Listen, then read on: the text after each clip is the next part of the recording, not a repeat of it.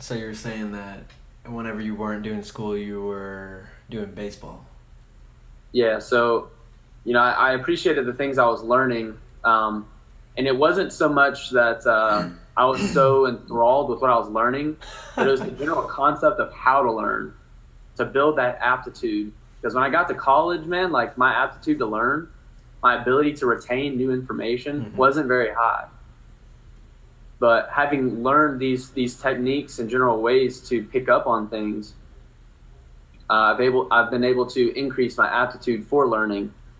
Um, but with school, it comes down to specialized knowledge, I think. So like, Yeah, well, it's general knowledge. School's well, general like knowledge, right? I say specialized knowledge. So you get a degree. Let's say it's Oh, math. oh, You okay. have specialized knowledge in math. Um, but what I learned was, you don't necessarily need that specialized knowledge because there are other people that will do that, and I can go be interested in whatever I want and just hire the specialist. I just know a little bit about everything. So I've Yeah. always been genuinely interested in like almost everything you can think of. Um, and I always have tried to put a hand in different things. But if I'm able to call on these specialists to do things for me, that's like super advantageous for me because that takes out Mm-hmm. the lengthy legwork that I'd have to do on something that I'm not interested in. Right. So I bit my tongue and would spend the time learning about things that maybe I didn't find super interesting, but the idea that I knew it would pay off, that I knew that I would have some sort of return. Um, Yeah. Now, granted, I say like return, but when I was in school, my return wasn't so much in the education as it was in the interaction. So school taught me a lot, taught me what I could handle in my mental capacity because I was Mm-hmm. busy from 6 a.m. to midnight every night, Mm-hmm. every day. It was like rinse and repeat, same thing over and over. Um, but it taught me leadership skills. Like I was able to give presentations. I was an executive member on like our student government association. I handled like $120,000 a year. Right. So I was like budgeting money, putting it up like spreadsheets together, meeting with my chair, like my committee, and it was cool. And then I would go to our general group and then present our budget to them. Mm-hmm. So I was able to get like that was just one thing I was able to get experience in.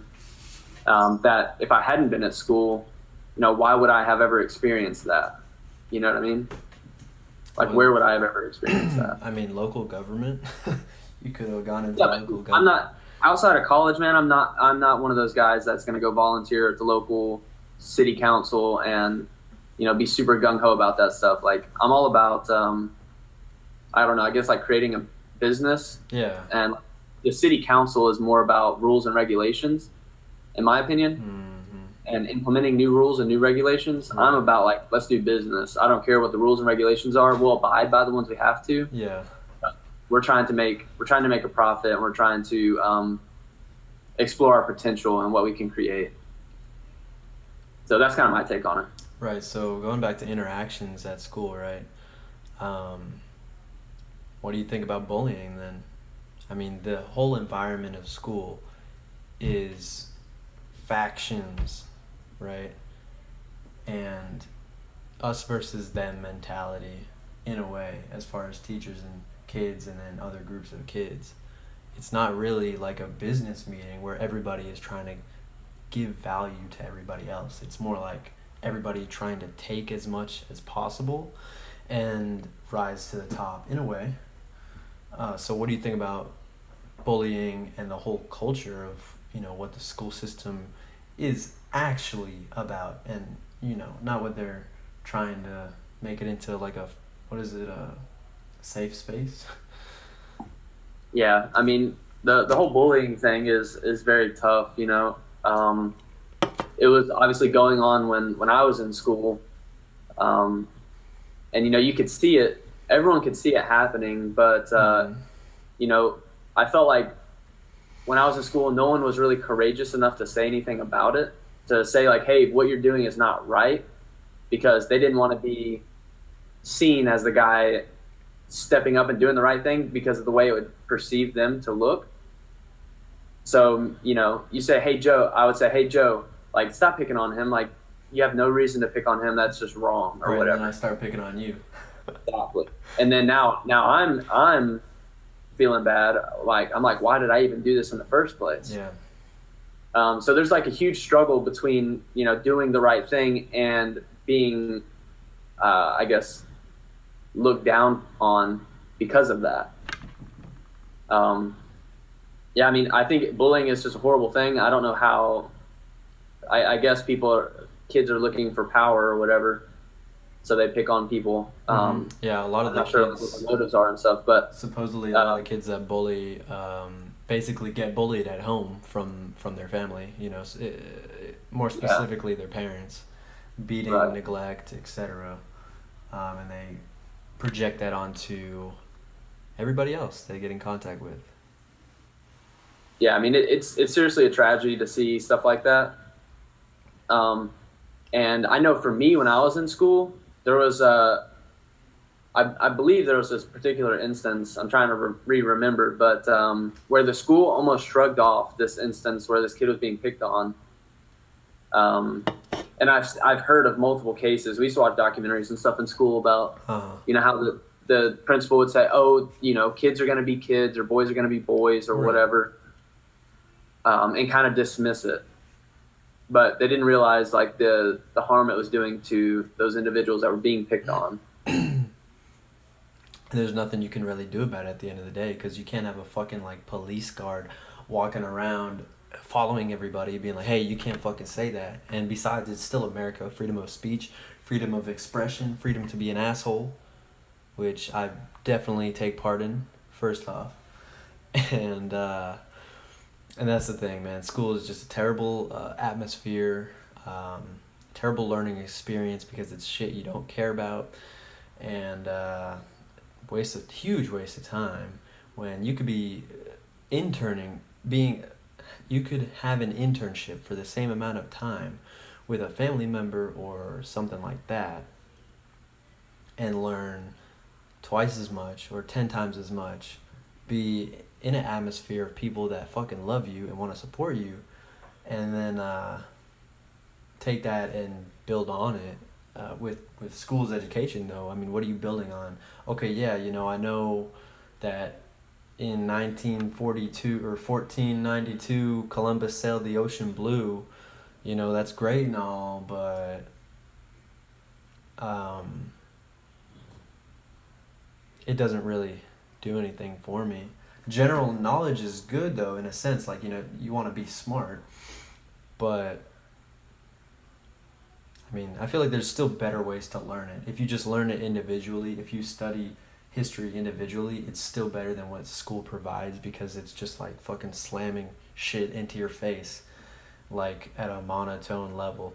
Columbus sailed the ocean blue, you must know this for the test, But if you're reading something like interesting or learning about it in a more creative way, then you actually you hold on to that better even. And you maintain or you retain 90%.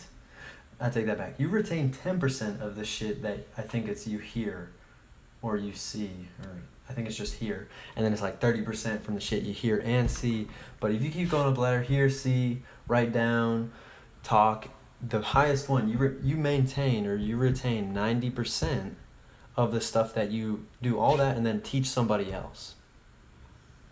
And it's not like a motherfucker's going up there teaching fucking calculus to the rest of the class. Even if they were, why would they even want to be doing calculus, man? Yeah. So then you should say after all that, in my opinion. No, fuck that. That's fact, bitch.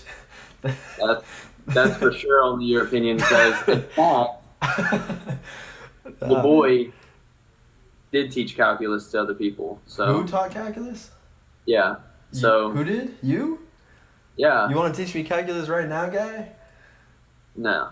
You don't even know calculus anymore because you didn't retain it, because it was just slammed for the test. Why would I explain something to you that you will never learn? That'd be a huge waste of my time. What do you mean I'll never learn? I already know calculus. I've taken it in school. I taken pre-calculus and I took a year of calculus, and then I realized, wow, I'm wasting my time. Yeah, it would just be a waste of time to attempt to teach you something. Okay, I like how you tie that all back together. I guess you're expressing your freedom to be an asshole as well, which is fine. I understand. Yeah, it is what it is, man. Yeah. But any closing thoughts? Where can people find out about you, Joe? Follow me on Instagram, Snapchat at Joe P. Godin. I'm also on Facebook. I post daily on Instagram. Gonna be ramping that up in a little bit. We got this podcast. When is it? Oh yeah, it's every single week. Every week, guys. Once a week right now, but it's gonna be ramped up. But every single fucking week. Sunday at 7 p.m. Be there or be square. Who's on next week? My buddy Fitz. He lives in the Boston area in Massachusetts, so I'm probably gonna be talking like a fucking guy from Boston when I start talking to him. You know what I'm saying? And what does Fitz do? He's in college. He's a student, and he was in a band. He might still be in one right now. But really, it's just getting a different perspective because right now it's just been the two of us, and we are both incredibly business mind related, right? And he's not. So I want to bring on somebody who has a different outlook on life and see how he feels about this sort of lifestyle and mindset, because it could definitely relate to our Escobedo. He's saying Bostonian and shit. It can relate to our it can relate more to our fan base and our following and things like that. So I think it'd be a good move. So Joe P. Godin on Instagram, JoePGodin. Pretty straightforward. What about you, Kris? Okay, connection was lost. No big deal. But if you want to follow Kris, it's Kris Kolstad, and his last name is something from another planet. But okay, I pulled it up on Facebook here. Kris with a K, so Kris, and his last name Kolstad, KOHLSTEDT. So Kris Kolstad, Joe P. Godin.